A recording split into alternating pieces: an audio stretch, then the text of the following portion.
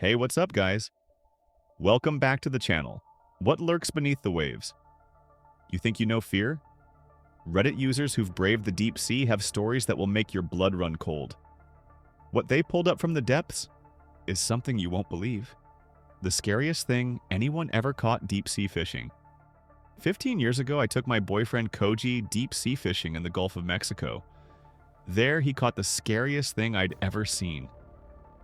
We were living near Houston at the time, a land of heat, humidity, and too many sunburns. My boyfriend hadn't been fishing since he was a kid. He'd often reminisce about childhood trips with his OG-chan to the oceanfront pier. "We caught everything," Koji said. "Sheep's head, stingrays, even a sandbar shark once. It was over 4 feet long. We ate it that night.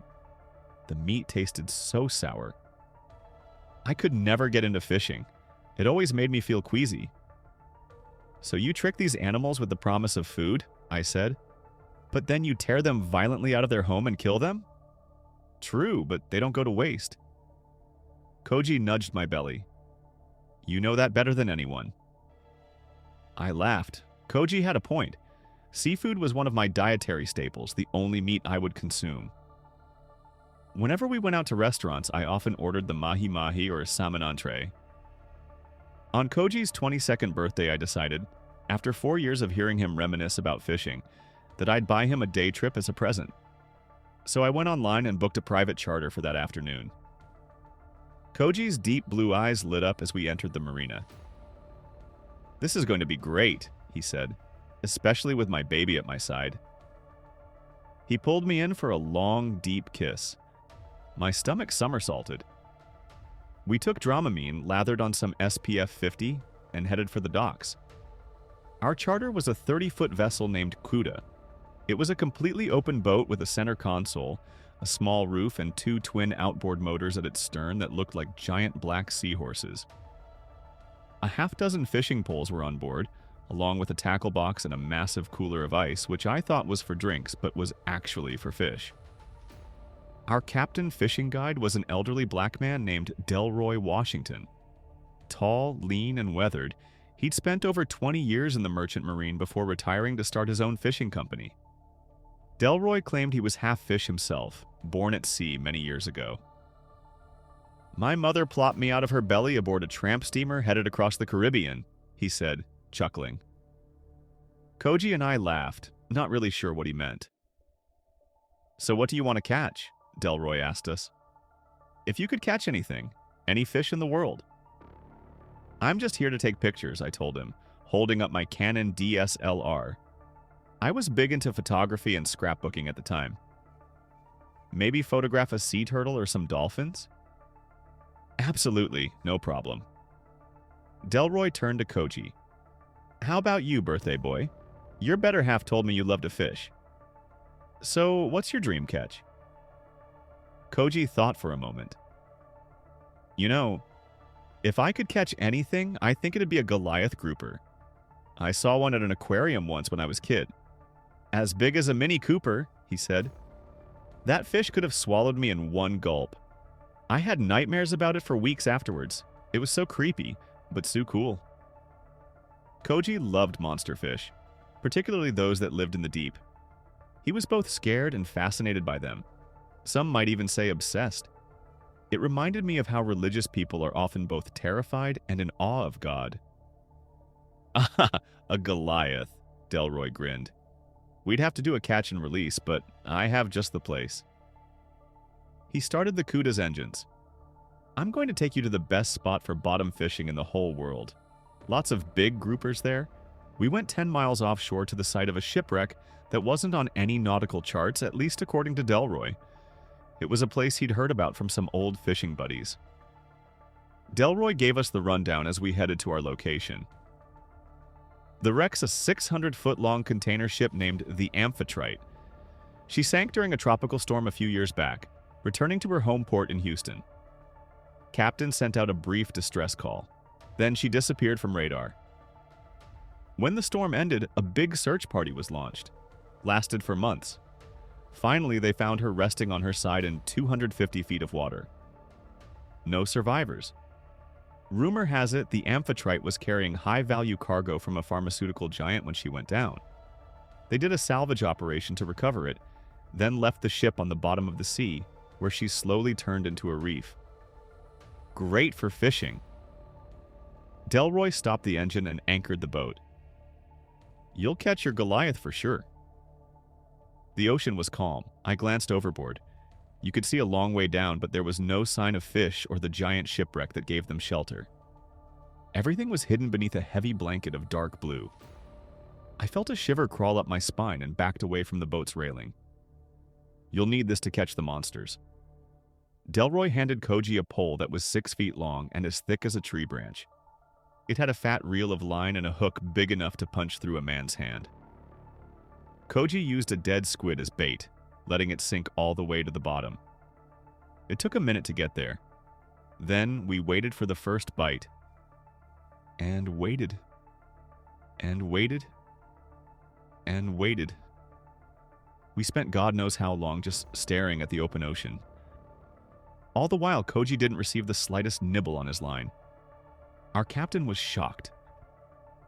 This has never happened before, Delroy said. He kept repositioning the boat over different sections of the wreck. You're going to get something, I promise. There are hundreds of fish down there. He showed us his Garmin fish finder, an underwater GPS for tracking sea life. Its screen was full of floating blobs that Delroy swore were monster fish just waiting to be caught. To me, they looked like clumps of drifting seaweed. Koji tried different bait. Live mackerel, colorful lures, trolling. But nothing worked. More hours passed. The boat bobbed up and down on the choppy water. Its surface was like a glass curtain rolling endlessly towards the horizon. I didn't see the promised sea turtles or dolphins. And to make matters worse, I started feeling seasick. Even though I'd taken Dramamine, a swell of nausea ballooned in the pit of my stomach, inching its way up my throat like some slimy, prickly worm. It started slowly, then grew very strong, very fast. I ran to the side of the boat and vomited the remains of my breakfast burrito into the ocean. Sarah, are you all right? Koji asked. It's okay, I told him. In truth, I wanted nothing more than to go home right then, but I felt so bad that Koji hadn't caught any fish after years of wanting to go on a fishing trip. He looked so deflated, his shoulders hunched over. It's just a little seasickness. I'm fine now, I told him. But the slick queasiness was already starting to well up again. Maybe we should call it a day, Koji said, sighing. He was about to set his fishing pole down when something big tugged on the line. Everyone froze, staring at the pole, wondering if its sudden movement was just a collective delusion. Koji started to crank the reel when there was another tug on the line. Set the hook, Delroy said. Koji yanked the rod upwards and the end of the pole violently bobbed up and down. Fishing line flew out of the reel so fast it made a screeching sound.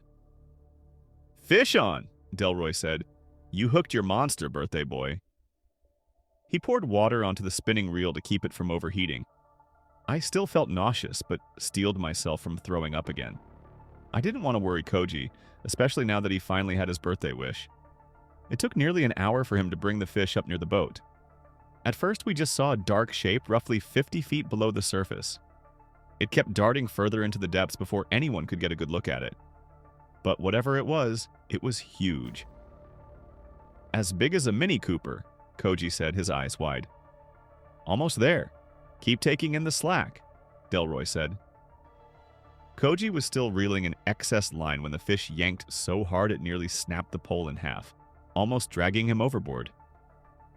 Jesus, Koji said, grabbing hold of the guardrail. Are you okay? I rushed to his side. Koji didn't respond. He didn't even look at me. His blue eyes were too focused on the depths below. He kept reeling in line. The fish was no longer fighting back. Look, Delroy said, pointing into the ocean. The dark shape was finally coming into focus. What was left of it? Koji finished reeling in his catch, then lifted it out of the water a foot from the edge of the boat. It was no fish. Hanging from the end of his line was a giant fleshy carcassette full of loose yellowish skin, pink organs, and various gummy substances that resembled red jello. The carcass had no discernible head or body, no eyes, no mouth, no bones. It was just lumps of skin and pink viscera, an animal that had been ripped apart by predators as it was dragged up from the deep. Even in a semi-consumed state, it was still huge. The living creature must have weighed over 400 pounds and been at least 8 feet long when it was still alive. For some reason, the body smelled like fresh fruit. It was disgusting. I wanted to shut my eyes and throw up, but I couldn't look away. We spent a few moments staring at the carcass in silence when... "What the fuck?" Koji said. "I need to cut the line." Delroy angled for the pole. "What is it?" Koji asked the captain. "Is it a squid? Maybe a dolphin or a whale?" I asked aloud. I raised my camera to take a picture, but Delroy cut the line with a fillet knife. "Number. Wait!" The carcass dropped into the ocean with a heavy splash before I could take my picture. It quickly sank into the endless blue depths below, gone in seconds. "Why'd you cut it loose so fast?" What was that?" I said. "A piece of garbage from the wreck," Delroy said. "Nothing worthwhile." He started to put the rod and reel away. "What?" I asked him, incredulous. That thing had clearly been alive? Delroy was suddenly on edge. "We should get going." "What's happening?" I asked. Koji wiped something on his arm. It looked like red jello. "I think some of it splashed on me," he said. Hearing this, Delroy rushed over and handed him a wet rag. "Use this. Wipe it all off, then throw the towel overboard." We went straight back to the marina afterwards. Koji spent most of the trip staring at the passing waves, while I interrogated Delroy for more information about what my boyfriend had caught. If that was trash, how could it move like that? Delroy remained focused on the boat's controls. "Sometimes big pieces of debris feel like live fish on the line because ocean currents tug at them." I found this hard to believe. "Did that feel like dead weight or a live fish?" I asked Koji. "I don't know," Koji said. He kept staring at the passing waves. I'd never seen him so quiet before. His skin was as pale as sea foam. "Well, how come it looked so organic?" "I don't know," Delroy said, "but I didn't want to examine it further to find out." He knew of fishermen who'd caught similar debris at other wreck sites before. "That stuff is often toxic, like medical waste," Delroy said. "Maybe Koji hooked some fat deposit or something left over from the salvage operation." I frowned. The captain's explanation sounded like a cover. "What was that container ship really carrying?" I asked. "You mean the amphitrite?" Delroy stared at the horizon, thinking. Then he turned to me and shrugged. I didn't ask my buddies what it was carrying. All I needed to know was whether or not the fishing was good, and it was... "Until today?" I added. Delroy nodded. Our captain was tense the whole ride back. His fingers gripped the steering wheel. Why was he so certain we'd catch a monster fish at that wreck? Had he seen or heard of something like what Koji had caught before? Maybe he even knew the potential for danger and was lying to save face. I wanted to ask more, but we'd arrived back at the marina, and the captain was eager to get rid of us. "You'll get a free trip. 2 free trips," Delroy said. "Again, I am so sorry." Koji and I thanked Delroy and told him that we'd think about it, but I already knew I'd never go out in the man's boat again. In fact, I never wanted to go fishing again. Not after what had happened. I don't think Koji wanted to either. We had a quiet birthday dinner that night at our townhouse. Koji seemed happy despite the day's lackluster trip. "At least we have a great story to tell." "That captain was lying," I said. Once we were on shore and had cell service again, I Googled the amphitrite. The most recent ship with that name was built in 1802 and sank in 1833. "It's definitely not some modern container ship," I told him. "Maybe he was confused, or he forgot the name," Koji said. "Who cares? What matters is we made it home safe." "Yeah, I guess," I said. I wish I'd gotten a photo of it. It was probably just a dolphin, Koji said, and some shark killed it as I was reeling it in. Delroy just didn't want to say it out loud because it would make him look bad. Think about it. A fishing charter that was responsible for killing a dolphin? No one would ever book him again. Yeah, I agreed, chuckling. But somehow that explanation didn't feel right either. That night, while Koji and I were having sex, he suddenly pulled away. "Do you want to go to the shower?" he asked, nearly breathless. Sure, I told him, a little pissed. I was just getting into it when he stopped. Koji grabbed me by the arm and pulled me into the shower. "I just need to feel wet right now," he said. "I don't know why." We started to make out, getting into it again, when Koji suddenly turned the dial all the way to the left. Freezing cold water cascaded over our naked bodies. "Ah, what the fuck, Ko?" I turned the dial to warm it, but Koji stopped me. "Number it has to be cold," he said. He opened his mouth wide, letting the icy water fill it up. I stepped out of the shower, wrapping a thick bathrobe around my freezing body. Is this some kind of a joke?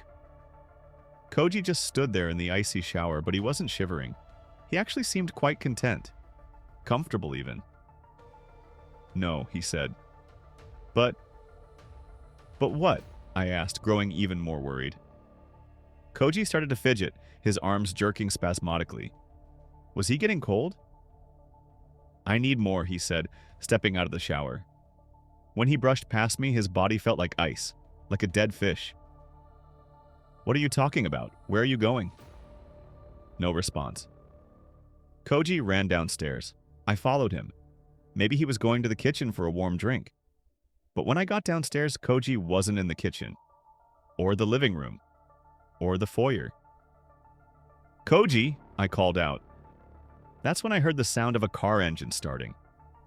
I entered the garage and found my boyfriend behind the wheel of his car, still completely naked. "Koji!" I screamed. I tried opening the driver's side door, but it was locked. I banged on the glass. "What the fuck are you doing? Open the goddamn door, now!" He finally looked at me, his expression pained. His face was turning blue like he was suffocating. I'm sorry," he stammered from behind the windshield. Those were the last words my boyfriend would ever say to me. Seconds later, Koji put the car in reverse and backed down the driveway. He drove all the way to the shore that night. Koji was last seen at the end of a long oceanfront pier, the same one he used to fish off of with his grandfather. He was still naked. A few old men who were shark fishing on the pier spotted him. They saw Koji stagger towards the railing, gasping for air. According to them, his face was purple, like he was choking. When the fishermen approached to help, Koji climbed onto the railing, then jumped off, disappearing into the cold, dark ocean 40 feet below. One fisherman said he was grinning like a kid as he slammed into the waves. The Coast Guard conducted a months-long search afterwards. They found no sign of Koji, not even a body. He was officially pronounced dead later that year. Cause of death: suicide by drowning. I didn't feel sad, not for a long time. I was angry at first, then I was confused, then angry again. Then I was mystified. I had days-long crying spells. Koji and I were supposed to get married. We'd talked about the life we would build together, about having lots of children and moving to a small shack on the beach. Why would he throw it all away, and in such a dramatic fashion? Mostly I just felt numb. At his funeral, Koji's parents told me they were suing Delroy and his fishing charter company. They believed their son was poisoned by the debris he'd caught that day, that it had caused some sort of nervous breakdown that made him kill himself. It was a theory I shared as well, although I wasn't sure how it could be proven. I shuddered to think of someone going back out to that wreck to study the strange and toxic things that lay below the surface. I later heard the family sued the shipping company that owned Amphitrite too. There was some large cash settlement, I think. I'm not sure. By that point, I just wanted to move on from the whole thing. Years passed. I moved to the Arizona desert. Living near the sea was just too triggering. I got a job at a tech company in Phoenix. Met a tanned football coach named Mark. We got married, had two bright and beautiful kids. I'd almost forgotten about Koji and that fateful fishing trip, until last week on a family vacation to Hawaii. While staying in Waikiki, Mark wanted to go trawling for billfish, as he put it. It was something he hadn't done in years, long before we were married. I was surprised to learn he was such an avid fisherman. Of course I was reluctant. Anytime I went in the ocean after Houston, I got this strange, uneasy feeling. Like I was being watched. For the longest time, I told people I couldn't even swim. And then I moved to the middle of the desert, hundreds of miles from any large body of water. But seeing the absolute joy on my kids' faces changed my mind. "Okay," I said. "Let's go." Surely it couldn't be that bad. I never told my husband about Koji, much less his passing. I like to think the reason why was because I'd forgotten about it, but in truth, I was too worried the story would make him second-guess our relationship. The whole incident was just so surreal. Too surreal to be believable. I kept wondering how I would appear in his eyes after I told him. If he would still love me. We went a few miles offshore of Honolulu. It was another private charter, but this time on a fancy 50-foot yacht, so I felt somewhat safer. The boat kept moving, dragging a series of colorful lures in its wake. Mark and the kids were hoping to catch a marlin or a wahoo. Anything big and exciting. They were all holding onto different fishing poles. Once again, I was just along for the ride, carrying my trusty camera, an iPhone this time. I was ready to photograph anything they caught. A few minutes into the trip, Mark hooked something big.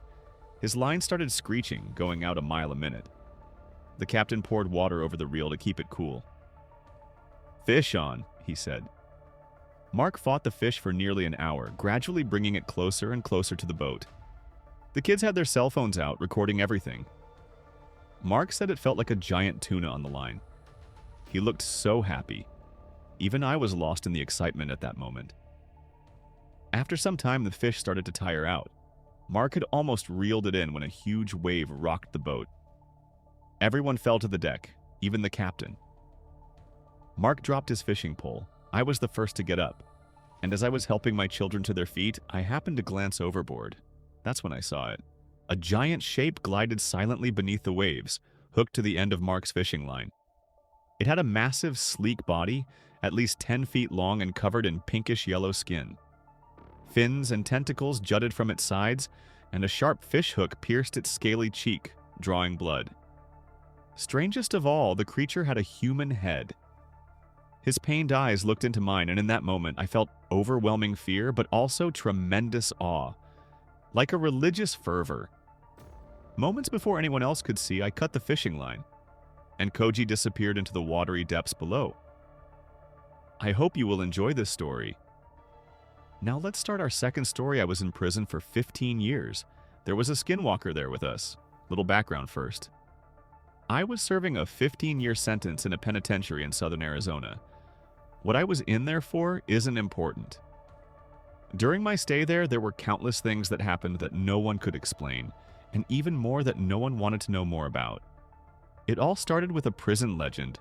Supposedly, years ago, something awful and unexplainable happened in the prison. Every morning, we'd be woken up and expected to stand near the front of our cells while guards visually confirmed we were present and accounted for. Apparently, about a year before I got sent there, the most brutal and unexplainable thing happened during one of these routines. A man who had a cell to himself looked very off during this check. When a guard pulled over another guard to help him check it out, they found it wasn't actually the prisoner they were expecting at all.